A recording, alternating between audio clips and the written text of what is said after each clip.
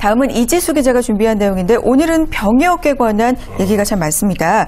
일학습 병행제의 성공이 이 병역 문제에 달려있다. 어떤 얘기인지 궁금해지는데요. 자세히 설명해 주세요. 네, 앞서 이재현 캐스터가 얘기한 대로 중소기업의 고용 유지, 근로자와 사업자 모두에게 굉장히 중요한 부분입니다. 그 일학습 병행제에서도 이 부분이 이슈로 떠오르고 있는데요. 왜냐하면 일학습 병행제가 고등학교를 막 졸업한 학생들을 기업체에서 교육을 시키고 일도 시키는 부분인데 거기서 같은 문제가 발생을 합니다. 이 고등학생들 졸업을 하고 났으니까 분명히 군대를 가야 합니다. 그 부분에 있어서 그 경력 단절이 생기는데 이 부분이 학생과 근로자 모두에게 부담이 되는 상황인데 여기에 대해서 인센티브를 주는 방안이 추진이 됩니다.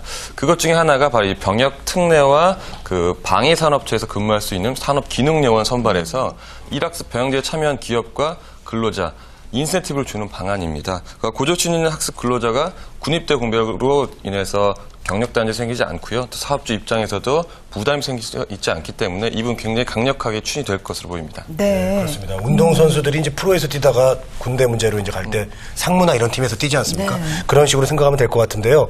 고등학교를 졸업하고 바로 입사를 하더라도 입대로 인한 이런 경력 단절 피할 수 없겠어요?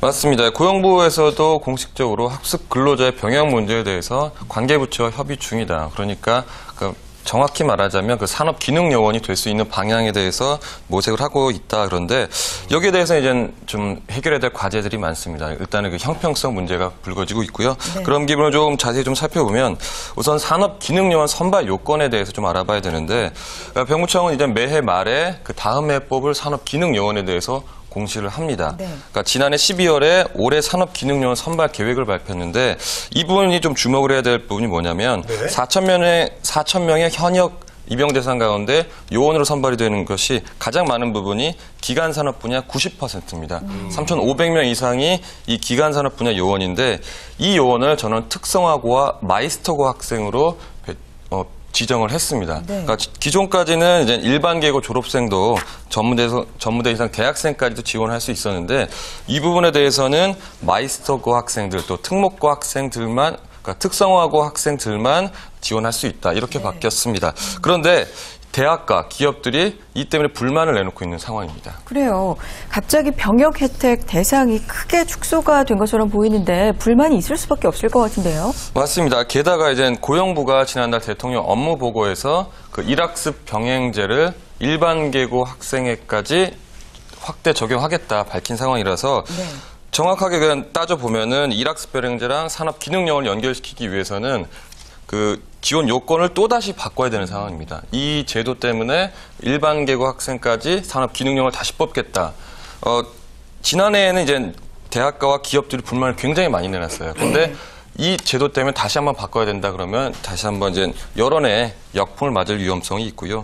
게다가 이제 또 한 가지가 일학습 근로자가 만약에 산업기능요원으로 복무를 하게 됐을 때 이 신분 문제가 불거지는데 자세히 좀 살펴보면 일학습 근로자는 그 학습 근로자이기 때문에 분명하게 그 실습과 학습에 대한 시간을 보장을 받게 됩니다.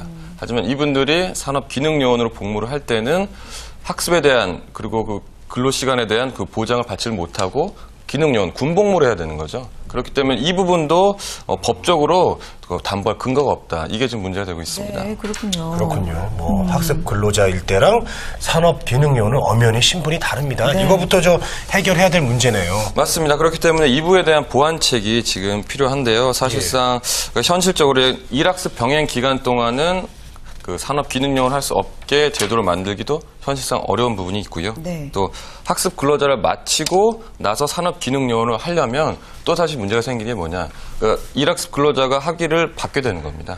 그러면 또 다시 그 앞서 말씀드린 대로 산업기능요원이 고졸까지로 제한이 되어 있죠. 그러니까 특성화고와 마이스터고 학생까지 제한이 되어 있기 때문에 이렇게 되면 이제 전문 학사나 학사 자격을 얻기 때문에 이 또한 또 요건을 바꿔야 되는데 여기서 또 문제가 생길 수가 있습니다. 또 전문대 학생들과 그 일반계 대학교 졸업생이나 혹은 지금 현재 학생을 다니고 있는 재학생들과 이제 형평성 문제가 불거질 수 있기 때문에 이 부분에 대해서는 이제 고용노동부 혼자서만 단독적으로 할 수 있는 부분은 아니고요. 병무청이나 중소기업청과 함께 얘기를 잘 해야 되는데 아무쪼록 관련 제도가 잘 정비가 돼서요. 물론 좋습니다. 그 일학습 병행제도를 이용해서 지속적으로 고용을 유지할 수 있으면 중소기업과 또 그 근로자 모두에게 뭐 혜택이 되는데 이 부분에 있어서 그 여론 그리고 또 이제 다른 분들과 그 형평성 문제가 있기 때문에 이 부분 잘 보완이 돼야겠습니다. 네. 일학습 병행 제도 서서히 확산돼 가고 있고요. 활발해지고 있는데 병역 문제가 또 복병이네요. 잘 해결돼서 일학습 병행 제도 잘 자리 잡았으면 좋겠습니다.